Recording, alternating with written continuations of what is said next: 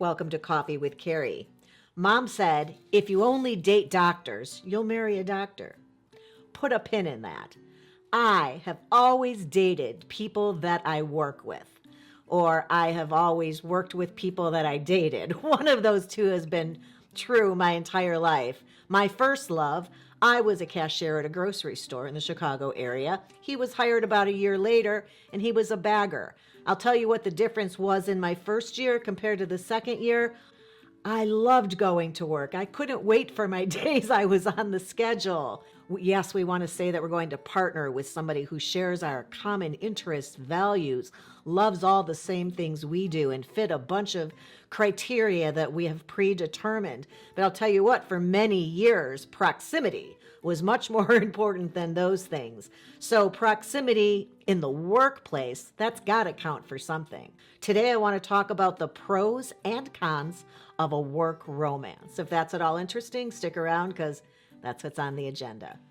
You know, for years I told the kids that dating and then partnering with a final match, your spouse, whom you will choose as a life partner, was really like a game of musical chairs, in that eventually the music stops, meaning you're at the point in your life where you're ready to stop dating and focus on one person.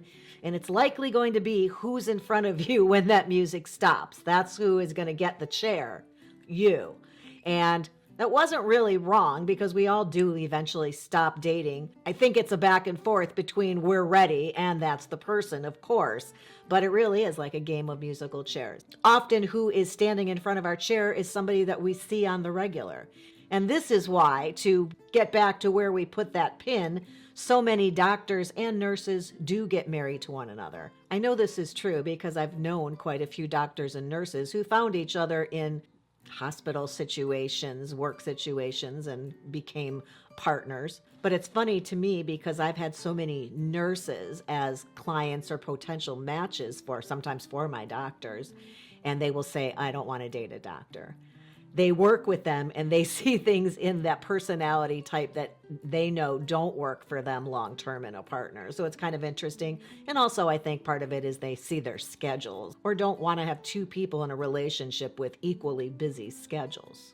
Our worlds are really small. So I think it's important that we are at least on the lookout in the people around us, and this would include your coworkers, to make sure that your match is not hidden among them, that you're not just overlooking somebody because of a work alliance here, a work relationship. I sent out a couple on a match. The female was my client. I sent her out with a great guy. They had a fantastic date, but they both came back and said, oh, I don't want to see him or her again because we're in the same field. We know a lot of the same people, and we actually have met before at a business thing. They didn't even work for the same company, but thought this was too close for comfort. And I said, you two are nuts. You both said that you laughed all night. They had a great sense of humor. You really connected on so many things. You shared values, blah, blah. And you wouldn't want to see this person again because they're in your industry. To me in my world, and they did end up taking my advice and going out again, and I think they dated for a while. I don't know whatever happened. They never called to tell me they were getting married, but that could be. Also, if you're a very work-oriented person and rarely get out because your work life takes up so much of your schedule, your free time is more likely to be spent unwinding, regrouping, and getting ready to go back. You may end up being attracted or interested in somebody at work because that's who you're meeting. But the cool thing about this, things develop slowly. You can take your time with this and not feel the pressure of showing up for a one-night date only. And you can get to know them in a very organic way.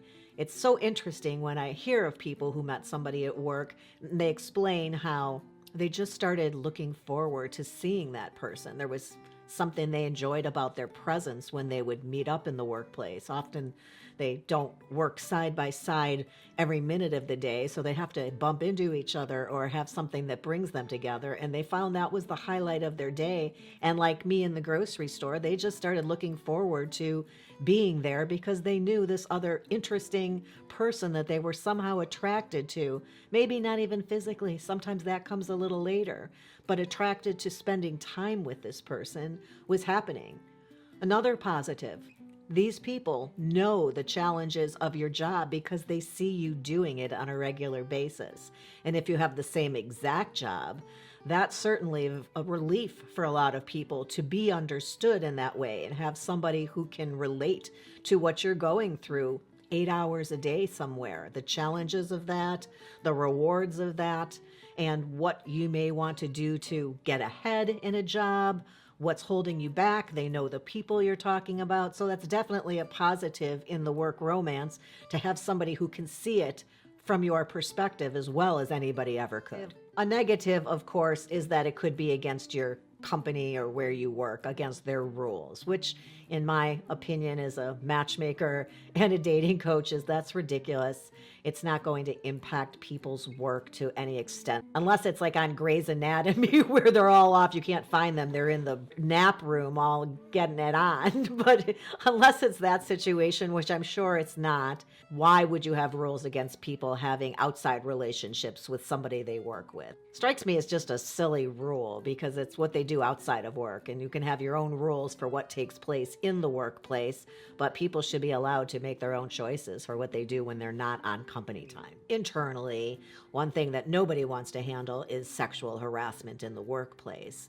But it could be that someone you gave the go-ahead to and became very friendly with, and maybe even a little flirtatious, suddenly takes things too far too quickly, and it does become a harassment issue. And as you know, there are laws against that. There's definitely against every workplace set of rules. So you need to report that if there's someone higher up that can be reported to. You shouldn't have to leave your job, find another one, leave a company just because somebody doesn't know how to follow the rules and be a decent human being. And you've got to be careful in these situations too, that this isn't a power situation where somebody's the boss and somebody is their underling, because while romantic relationships certainly take place starting from that dynamic, it can be a little weird or awkward, and you're talking about a boss who can make things difficult for you, who could create problems in your life. So that would be why it's a negative. When things don't work out, it can go negative on you. And speaking of when things go bad, if they don't work out at all, the negative is you'd be working with an ex. And you have to be a mature person to do that well if things ended on a sour note. It's a risk you're taking if you're dating somebody that you met in the workplace. Seeing them when you're no longer a couple is going to be a thing if it doesn't work out. Can you handle that?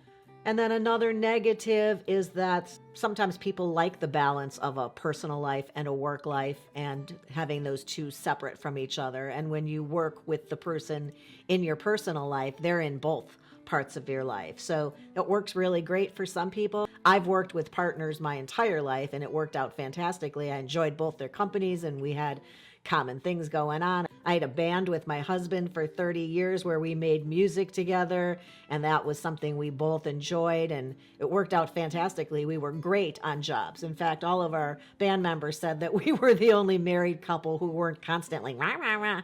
So it can be done working with somebody that you also live at home with. My second relationship, we also worked the same job for a while and would drive to work, drive to meetings. But I also had that same job with my brother as well. And it worked out well with family. Why not a partner? It actually did. And a lot of times saved us gas. We'd work side by side. Sometimes we'd do things together. And it was never a problem spending too much time with that person because we were well suited and well matched. So something else to keep in mind. You don't get a break from this person, whether you're at home or at work. It's a constant communication. It's a constant time with this person. For some people, it's great. For others, not so much. You need to know this about yourself. So obviously, there are both positives and negatives to having a romance in the workplace, as you can see. I think the one thing you just need to be aware of is if there are rules about that.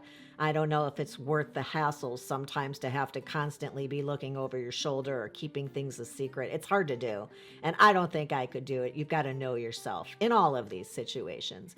If you've got a couple extra minutes, I have another episode for you here. If you don't want to be meeting people romantically from work, here are a bunch of places, the best and worst, to meet women. Listen to Mom, give the episode a thumbs up. Do me a huge favor and subscribe before you leave. I would be deeply grateful for that.